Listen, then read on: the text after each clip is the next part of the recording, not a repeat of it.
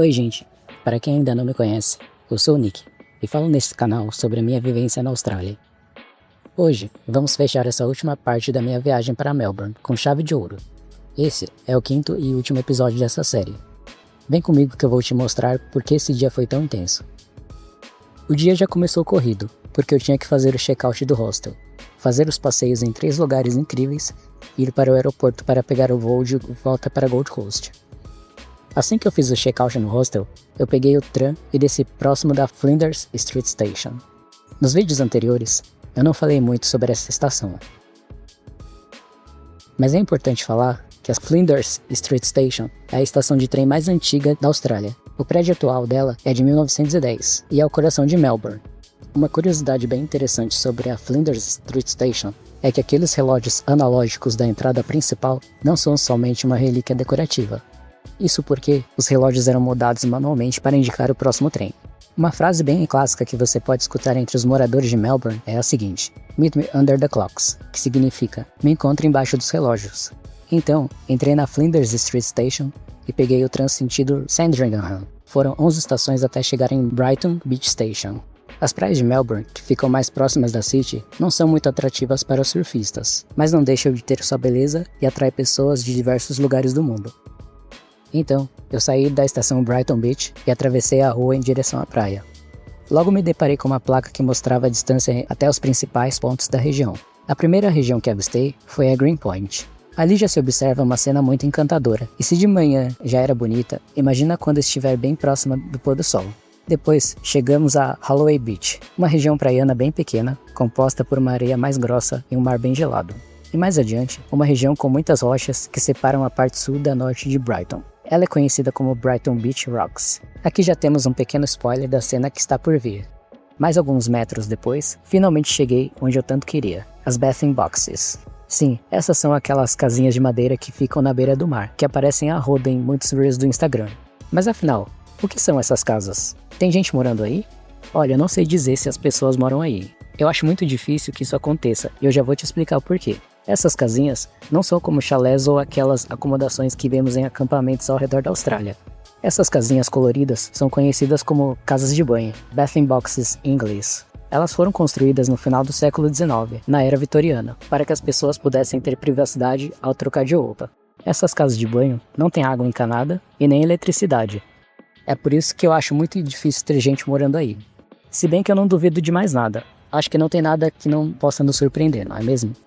Existem cerca de 82 casas de banho no total, mas não são baratinhas não, muito pelo contrário, custam uma fortuna, cerca de uns 300 mil dólares cada uma. São passadas de geração em geração e só podem ser compradas por moradores que pagam impostos no conselho local. Mas não podemos negar que essas casinhas coloridas são um charme, e é lógico que eu não poderia ficar sem as minhas fotos com elas. E adivinha qual foi a mais disputada para tirar foto? Ela mesma. A casa com a bandeira australiana não fica nem um segundo vazia. Sempre tem gente tirando foto nela, inclusive eu. Logo depois das casas de banho, tem uma espécie de café chamado Beach House Brighton, um point onde reúne várias pessoas locais e também turistas que desejam dar uma pausa para suas refeições e continuar curtindo toda a vista de Brighton Beach. Dei uma olhada no site deles e não achei o menu tão caro. Já vi cafés bem mais caros em Gold Coast. Não posso opinar sobre a qualidade do menu, já que não entrei lá para provar nada, mas recomendo dar uma olhada no site deles se você quiser mais informações. O link está na descrição deste vídeo. Na parte mais ao norte de Brighton Beach, é possível ver toda a City de Melbourne bem ao fundo. Foi incrível estar aqui em Brighton Beach. A única coisa que atrapalhou um pouco foram as moscas, mas a vista e as fotos compensam muito. Saindo de Brighton Beach, andei pela Dandy Street, até chegar a um ponto de ônibus da Railway 8 com a New Street. Eu optei pelo ônibus porque não queria andar tudo de novo até a Brighton Beach Station, e para ir até o ponto de ônibus eu andaria menos, e assim eu fiz. Desci em um ponto da Carlisle Street com a Houghton Street, na região de St Kilda. Eu só precisei virar na esquina e já tinha um ponto do tram que vai para a City. Na Houghton Street com a Balaclava Road, eu peguei o tram sentido a Melbourne University. E aí desci no ponto do Shrine of Remembrance com a St Kilda Road. Esse ponto me deixou bem na frente do próximo lugar que eu queria visitar, o Shrine of Remembrance. Traduzido como Santuário da Lembrança, esse é um museu dedicado às memórias da Primeira e Segunda Guerras Mundiais. É o memorial de guerra mais importante do estado de Victoria. Foi construído após a Primeira Guerra Mundial para homenagear os vitorianos que serviram no conflito. Olha essa arquitetura, como ela é bonita e imponente.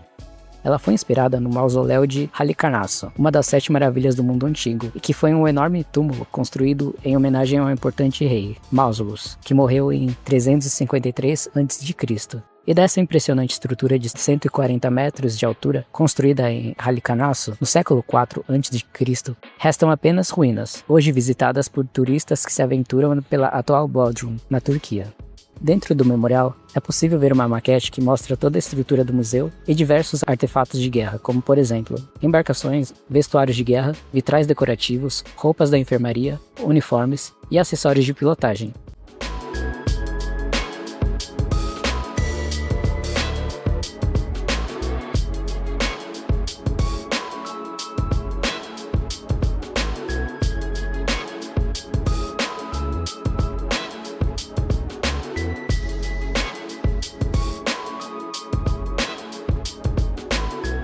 E muitos artigos sobre pessoas que foram destaques por suas contribuições, além de medalhas de honra ao mérito. Até artistas da época receberam grandes homenagens nesse memorial, como a exposição de giz de cera e seus materiais de trabalho, além de desenhos feitos à mão por eles.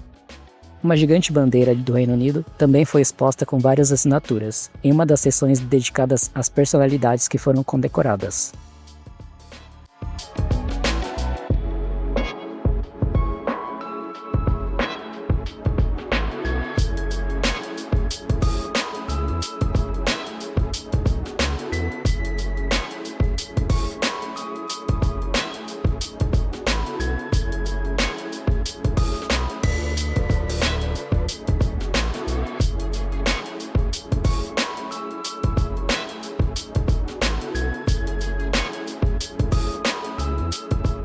Esse memorial não traz somente artefatos ligados à guerra, como também traz coleções relacionadas a ações pacificadoras, que ocorreram em várias regiões do mundo.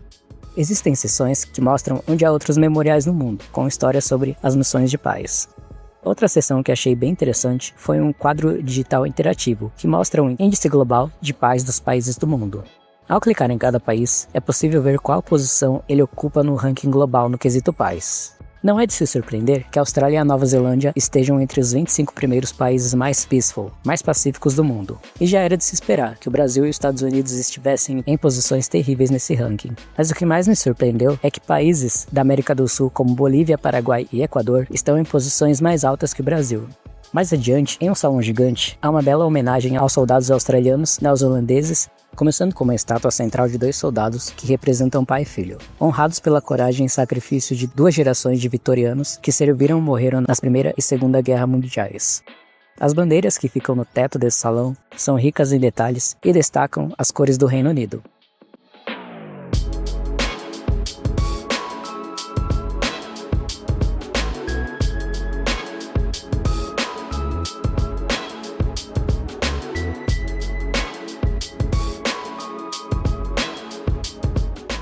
Essa frase específica, Greater Love Hath No Man, que pode ser traduzida como Ninguém tem amor maior do que este, fica gravada na Pedra do Relembro, Stone of Remembrance, no centro do santuário. O que torna esse lugar fascinante é a precisão arquitetônica. Uma curiosidade sobre esse lugar é que acontece o raio de luz, que é um momento que acontece todo dia 11 de novembro, às 11 horas da manhã, aniversário do armistício da Primeira Guerra Mundial. Sempre nesse momento, um raio de sol passa por uma abertura no teto e ilumina precisamente a palavra love nessa inscrição. Por muito pouco eu não peguei esse evento. Eu fiz a visita no dia 4 de novembro, mas infelizmente não podia ficar até o dia 11, por ter que voltar para a minha rotina de trabalho e estudos em Gold Coast. Subindo pelas escadas do memorial, é possível avistar a cidade dos pontos mais altos. Aqui é possível ver como o verde aos arredores se misturam com os prédios de Melbourne, o que traz um frescor para a cidade. Isso é algo muito raro em cidades com milhões de habitantes, mas Melbourne conseguiu preservar essas áreas verdes. Ainda na parte de cima, é possível observar como é bonita e bem planejada essa região que rodeia o memorial. Tem um paisagismo incrível e ainda destaca a arquitetura do memorial. Desse lado também temos uma visão incrível do próximo lugar que vamos visitar. Já trago um spoiler de que é um lugar bem florido e faz essa integração com a área verde. Esses bandeirões, presentes nos corredores, representam algumas entidades importantes, como essa branca, que é a Australian White Ensign, bandeira oficial da Marinha Real Australiana. A do canguru é a Royal Australian Air Force Ensign, que representa a Força Aérea Real Australiana. A vermelha é a Australian Red Ensign, que representa os cidadãos comuns e a Marinha Mercante. A que tem a cruz vermelha no centro é o White Ensign, ou St. George's Ensign, bandeira da Marinha Real Britânica. Vale lembrar que as bandeiras da Austrália e da Nova Zelândia são muito parecidas. O que diferencia as duas são as estrelas. A da Nova Zelândia tem 4 estrelas vermelhas, que representam o Cruzeiro do Sul, e da Austrália tem 6 estrelas brancas. Na saída do memorial, tem um corredor enorme, com 4.000 medalhas de serviços. Cada uma delas representa 100 soldados que representaram a Austrália em missões de guerra e também em missões pacificadoras, além de 6 soldados que morreram em conflitos. Por fim, avistei uma estátua imponente e sombria, a Ypres, também conhecida como Ypres Memorial, Memorial de Ypres.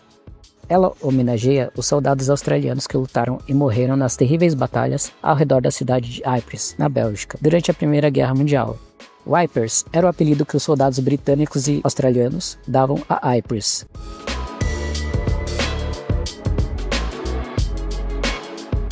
E no quarteirão vizinho, de frente para o memorial, cheguei ao último lugar que visitei nessa viagem, em Melbourne, o Royal Botanic Gardens. Esse é considerado um dos melhores jardins botânicos do mundo. Ao entrar no Botanic Gardens, avistei o Melbourne Observatory, um observatório que foi fundado em 1863.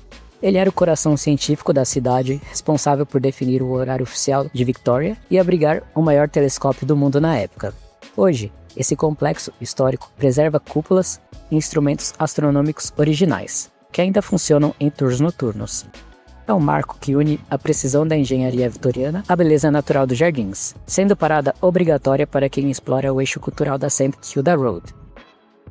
Entrando pelo Observatory Gates, chegamos ao Ian Potter Foundation Children's Garden. Esse é um espaço interativo projetado para conectar as crianças à natureza através do brincar. O local apresenta túneis de bambu, cozinhas de lama e áreas de águas termais, incentivando a exploração sensorial e a educação ambiental de forma lúdica. É o cenário perfeito para capturar imagens vibrantes da flora local integrada ao lazer. O Royal Botanic Gardens de Melbourne é composto por mais de 38 hectares, com plantas de todo o mundo. Esse espaço é tão grande que precisaria de várias horas ou até dias para explorar tudo. Eu mesmo tive que correr para ver o máximo que eu conseguisse desse jardim botânico, já que faltavam pouquíssimas horas para o voo de volta para Gold Coast. Como o tempo era mais curto, eu procurei tirar mais fotos para destacar a beleza das plantas e flores espalhadas pelo jardim botânico. Deixei os vídeos mais para os momentos que mais chamaram a atenção. Esse é o National Herbarium of Victoria. Situado no Jardim Botânico, é um dos centros de pesquisa botânica mais importantes do mundo, guardando mais de 1,5 milhão de espécimes de plantas e fungos. Essa biblioteca da vida preserva amostras coletadas desde as expedições do século XIX, sendo essencial para estudos de biodiversidade e conservação ambiental. O prédio combina arquitetura histórica e laboratórios modernos, onde cientistas trabalham para catalogar a flora australiana e entender os impactos das mudanças climáticas. Para mais detalhes, você pode visitar o site oficial do Royal Botanic Gardens de Melbourne. O link está na descrição desse vídeo. A histórica Gate Lodge, construída no início do século XX, é um exemplar encantador da arquitetura de estilo Federation, que embeleza as entradas do Royal Botanic Gardens. Originalmente, ele servia de moradia para os guardas do parque. Esse chalé se destaca por seus tijolos vermelhos e destaques em madeira, que parecem saídos de um conto de fadas. Hoje, ela abriga escritórios administrativos e organizações ligadas ao jardim, preservando o patrimônio histórico em meio à vegetação exuberante. É um dos pontos mais fotogênicos para quem busca registrar o lado bucólico e clássico de Melbourne. A única observação é que o Royal Botanic Gardens Victoria é composto por 2 regiões, a de Melbourne e a de Cranbourne. Ao navegar no site, clique na parte de Melbourne, pois lá é que você vai encontrar as informações sobre as atrações que estão aparecendo neste vídeo. A região de Cranbourne é bem mais afastada de Melbourne, fica a uns 60 km de distância. Eu não cheguei a ir até lá, mas pelo que mostra no site oficial do Botanic Gardens, Cranbourne também tem um jardim botânico incrível e bem rico em plantas e paisagens. Mais adiante, cheguei no Guilfoyles Volcano. Esse é um reservatório histórico construído em 1876 que combina uma engenharia vitoriana com design paisagístico inspirados nos vulcões de Vanuatu. Restaurado em 2010, ele funciona hoje como um sistema ecológico que filtra águas pluviais através de jardins flutuantes para irrigar todo o parque. Suas encostas são cobertas por suculentas e cactos que imitam o fluxo de lava, criando um contraste visual incrível com os arranha-céus ao fundo. Localizado no ponto mais alto, o vulcão oferece uma das vistas panorâmicas mais espetaculares e únicas de Melbourne. Uma curiosidade extra aqui: William Guilfoyle, o diretor que dá nome ao local, era um visionário que queria unir o útil ao ornamental. Ele projetou essa estrutura para que a gravidade ajudasse a distribuir a água, escondendo um tanque funcional sobre a aparência de uma obra de arte exótica. Outro lugar que chama bastante atenção é o Ornamental Lake, que é o coração sereno do Jardim Botânico.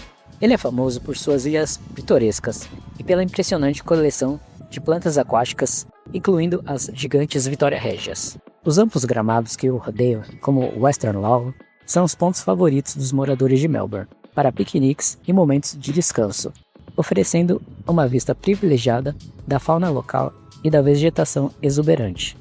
É nesse cenário que o conceito de jardim de Melbourne ganha vida, unindo tranquilidade e beleza natural. Deslizar suavemente pelas águas do Ornamental Lake em um barco de madeira tradicional, conhecido como punting, é uma das experiências mais charmosas de Melbourne. Guiados por condutores em trajes clássicos, os visitantes podem ver de perto as ilhas e a vida selvagem que habitam o coração do jardim. Essa atividade adiciona um toque de nostalgia e romance, lembrando os passeios fluviais de cidades como Oxford.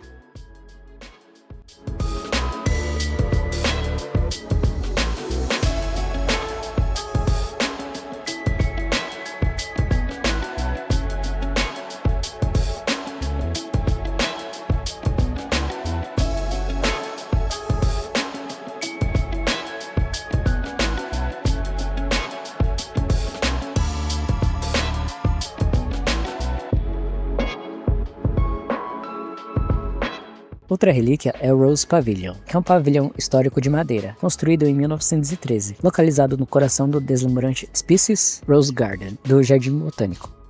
Com seu design octagonal clássico e treliças elegantes, ele serve como o mirante perfeito para admirar a vasta coleção de rosas que florescem ao seu redor durante a primavera. Esse local representa o ápice do romantismo e da sofisticação paisagística de Melbourne, oferecendo um refúgio sombreado com uma das vistas mais perfumadas de todo o parque. É o cenário ideal para captar a essência da cidade-jardim, em sua forma mais clássica e delicada. Temos também o Temple of the Winds, que é um monumento neoclássico construído em 1901 que oferece uma das vistas mais deslumbrantes do rio Yarra e do skyline de Melbourne. Inspirado no monumento grego de Lisícrates, essa estrutura circular de colunas brancas é o ponto perfeito para capturar a elegância histórica dos jardins. Ele funciona como um mirante icônico, que une a tradição arquitetônica europeia à paisagem urbana moderna. É o cenário ideal para momentos de contemplação ao pôr do sol. O Café The Terrace é o ponto de encontro mais vibrante do jardim, onde a cultura gastronômica de Melbourne se encontra com a exuberância da natureza. Localizado estrategicamente à beira do lago, o espaço convida os visitantes para um tradicional chá da tarde ou um café relaxante com vista para os jardins. É um exemplo do estilo de vida social e acolhedor dos moradores locais em seus dias de lazer. O The Terrace também é o queridinho de muitos eventos comemorativos, como casamentos, aniversários e confraternizações corporativas. O Tam Track é a pista de corrida e caminhada mais icônica de Melbourne, estendendo-se por quase 4 km ao redor do Jardim Botânico. Originalmente construída como uma pista de hipismo, seu nome deriva da superfície de casca de carvalho bronzeada, Tam, que oferece um amortecimento único para atletas e locais. Ela representa a energia vibrante da cidade, sendo o lugar onde executivos, celebridades e corredores profissionais se misturam, sob os túneis de árvores centenárias. É o cenário onde o cotidiano e a paixão dos moradores de Melbourne pela saúde e pelo ar livre se encontram. Esse trajeto é conhecido como a Pista das Estrelas. Muitos atletas olímpicos e jogadores de futebol australiano da AFL treinam lá. O recorde oficial de volta completa é de pouco mais de 10 minutos. Depois desses passeios cheios de natureza, arquitetura e história, chegou a hora de partir. Melbourne é enorme e é impossível conhecer a cidade toda em apenas 4 dias. E definitivamente é uma cidade que eu preciso voltar para passar no mínimo uma semana para conhecer mais os lugares. E ainda assim, eu acredito que não será suficiente para ver tudo, porque Melbourne é muito diversa, tem opção para todos os gostos e perfis. Saí do Royal Botanic Gardens e fui direto para o hostel apenas para pegar as malas e já saí em direção ao aeroporto. Peguei o trem até a Southern Cross Station. Eu não falei muito sobre essa estação antes, mas ela é uma das maiores de Melbourne e é famosa por seu teto ondulado, que ajuda a dissipar a fumaça dos trens a diesel. É exatamente lá que fica o terminal do Skybus, que é o serviço expresso que liga o centro de Melbourne até o Tullamarine Airport, o maior da cidade e que recebe voos de todo o mundo. Essa linha é bem eficiente, rápida, com Wi-Fi gratuito e saídas a cada 15 minutos. No primeiro vídeo dessa série sobre Melbourne, eu mostro mais detalhes sobre o Skybus. Quando eu cheguei lá no terminal, eu entrei correndo e nem consegui gravar nada do lado de fora, pois o Skybus sairia em instantes. Apesar da correria, deu tudo certo. Até logo, Melbourne. Eu prometo, eu volto um dia. Não importa quanto tempo vai levar, mas eu volto.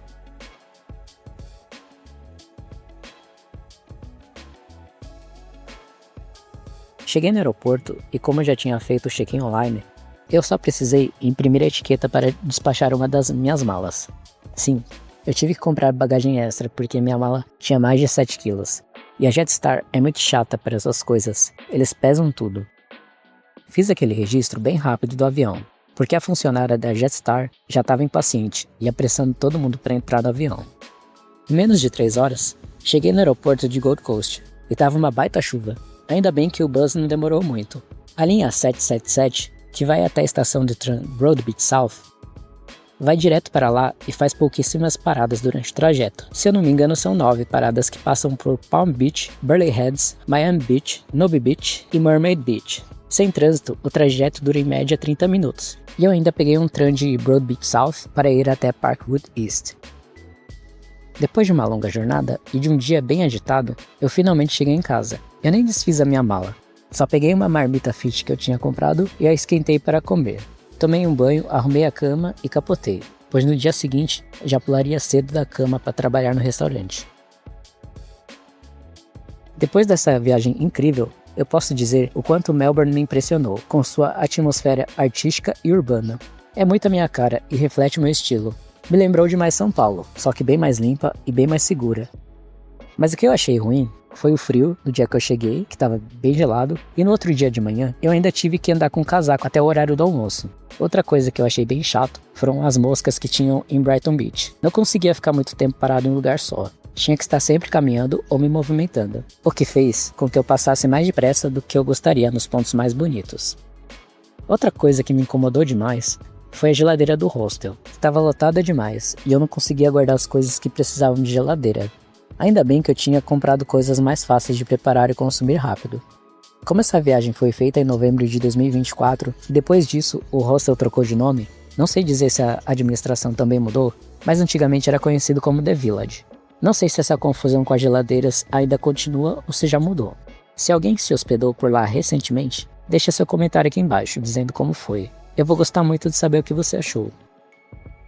No geral, se eu pudesse dar uma nota para Melbourne, eu daria 9 de 10. Mas é claro, essa é a minha opinião. Se você gosta de uma vida mais urbana, mais cosmopolita e que ao mesmo tempo oferece um contato mais próximo com a natureza, com certeza gostará de Melbourne. Todos esses aspectos fazem superar o frio que faz na cidade. Eu amei a cidade, até gostaria de morar lá um dia. Quem sabe um dia eu volte para viver essa experiência de novo, mas em definitivo, não é mesmo? E essa foi a série sobre a minha viagem para Melbourne, feita em novembro de 2024.